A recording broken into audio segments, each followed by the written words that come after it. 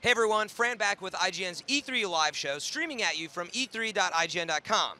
So, ever wonder how Lara Croft became the badass she is today? We'll wonder no more because Tomb Raider is getting a major reboot, and we have it here, and it's starting right at the beginning of Lara's career. Damon is here with us to talk some new Tomb Raider, so take it away. Thanks, Fran. If you're anything like me, you've probably played many Tomb Raider games over the years, but I can promise you've never played one like the new Tomb Raider. I'm joined here by Carl Stewart. Thanks for joining us, Carl. Thank you very much for having me. This is very fitting because a year ago, you and I were on the stage talking about Lara Croft and the Guardian of Light. Yes. Fast forward to today, now we're talking about Tomb Raider, the reboot of the franchise. Full of surprises. I love it. I love this game, by the way. Thank so you. give us a general overview of it. This is a young Lara Croft, a Lara Croft we haven't seen before. She's 21 years old. Yeah, she's straight out of college, 21 years of age, and this is our first big adventure. This is a Lara we've never met before. We've wiped the slate clean completely. Shipwrecked on an island. Yeah, well, it wasn't intentional. She went looking Right. for a lost fleet of the Kublai Khan off the east coast of Japan, and then a mysterious storm took her ship and left her shipwrecked on this beach. So today we're going to take a look at the demo that we saw at the Microsoft press conference. Yes. Let's go to the footage. So first of all, I love the new Lara Croft, by the way. Thank you very much. Yeah, we're very sympathetic character. Like, her facial animation is great. What about her voice? Is her voice final? So that is actually final voice. We've been casting for probably the last 6 months plus, and funnily enough, this is a girl. I have to be careful I don't say her name because we haven't announced it yet.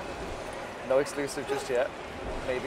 But basically, we cast this girl to do the vertical slice, and every single time we got all these little girls in, it kept coming back to this girl that she did a phenomenal job. She is from the UK, so that's one thing I can say. Okay. Obviously, it's got to be authentic, but yeah, she does the performance phenomenally. Everyone always groans at this part. Yeah. Very painful, very painful. Yes, real. I always worry about her at this part because she pulls this spike out of her side, and I don't know if that's what you should do in that situation. Like, You know. she could bleed out, right? I don't Probably, know. But yeah. I guess she doesn't. It's She's a not. video game.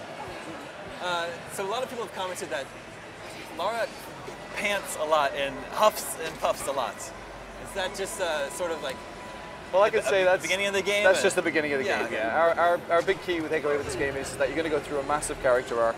You're going to come across this young girl, naive, inexperienced, and doubts herself, right? So she's in a situation that she's never been in before.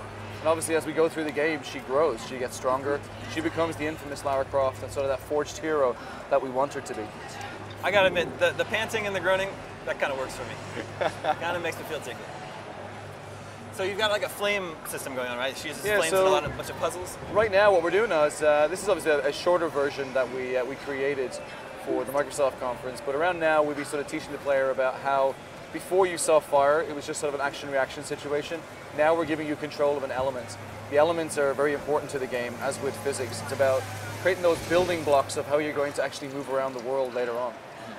And even here right now, she's got no equipment, she's got no gear. We're just sort of setting the foundation for saying, right, well, here's how this character grows to understand how all these elements work. Now, I may or may not have seen some of Tomb Raider beyond this demo. Can we talk about any of that here? Oh yes, of course, yeah, without a doubt. So, in the extended demo, we see Lara has a short battle with a wolf that pounces on her, and she's able to fight it off. She kills the wolf. She does. Teaser. And then she feels bad about it, which is really nice because in the old Tomb Raider games, she just runs around killing every endangered animal she runs into, and she's like doing cartwheels around the room, killing some, the last Siberian tiger that lives in the world. It was probably just trying to protect its cubs. Yeah, this is a very different Tomb Raider for that respect. The one thing we do is that what you saw is that it's a very psychological situation. Okay, we're not going to portray Lara as this kind of girl who lands on the island and she's willing to do everything. And killing is very psychological. She only kills to survive. It's one of the things that we want to make sure we get across very early on is that she doesn't kill for sport. So everything she comes across, you have to think of her like a mortal character, and that it's a very different side. We've never seen this before. It's kind of exciting that yes, she will get to a point where I'm telling you she's not going to kill dinosaurs or Siberian tigers. No but T-Rex. obviously she has to survive. Definitely no T-Rex. Yeah. But she has to survive these situations, and as you or I would, we'd obviously, well, they say your first kill's the hardest, right? Right. Well, I think she tells the wolf it was either me or you. Yeah, exactly. Yeah. Well, she can die. You know, what you saw was obviously the wolf, killing her, and again, we want the player to feel like that's a mortal character. Yeah, she has some very gruesome deaths. She does. Some of them were not so safe for the big screen, so we had to cut them out. But yeah, again, you want the players to go into a situation and really think about their actions. So can you explain how this puzzle works that she's working on So right this now? puzzle that you see right now is, again, it's a shortened version, truncated version from what we've got actually in the game. And the goal is that in the past, Tomb Raider puzzles have been about sort of, pulling levers and moving rocks. Now it's about the smart resourcefulness and the growth of a character in the world.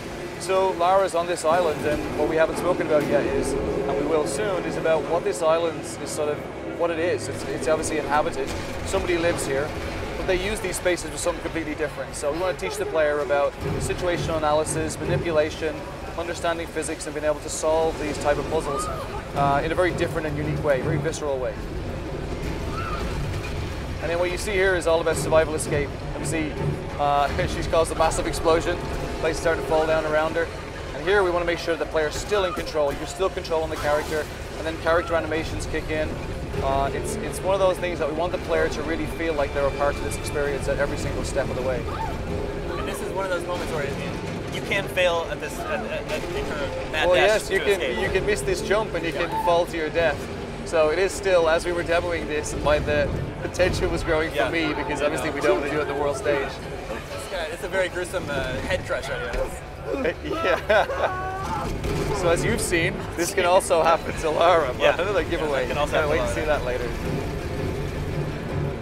And so is this like right when the player, this whole segment, is this where the player takes control of the game? Is this the very beginning of the game? At the very beginning of the game, what you saw there was basically Lara finding herself in a precarious position, hung upside down, left for dead.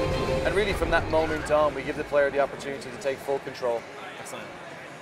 So what I've seen beyond here, she meets up with a friend of hers that was on the ship. Yeah, Conrad Roth, who is a bit of a mentor for Lara. She's known him for quite a while. And he was setting sail, going looking for this Kublai Khan, and she thought this is a great opportunity to start my first adventure, which unfortunately goes horribly wrong, as we can see here on the screen. Right.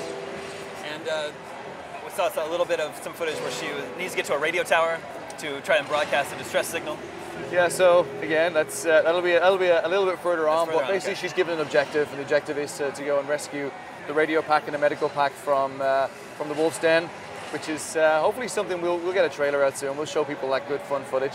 Cool. So when are we going to get to play the new Tomb Raider? I'm probably going to go quiet for a little while, because I thought this was going to be a quiet E3 for me, because obviously we've announced fall 2012, so we'll see.